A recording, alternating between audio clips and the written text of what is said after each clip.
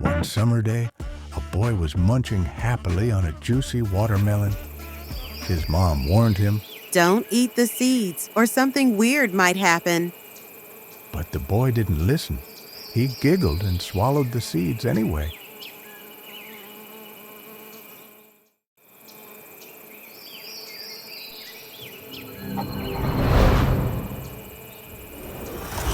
The next day, something strange happened.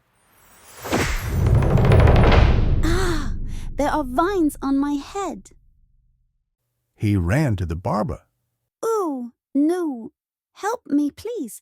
Cut the vines off. I need your help. Please, please, please. He even asked a gardener, but nothing worked.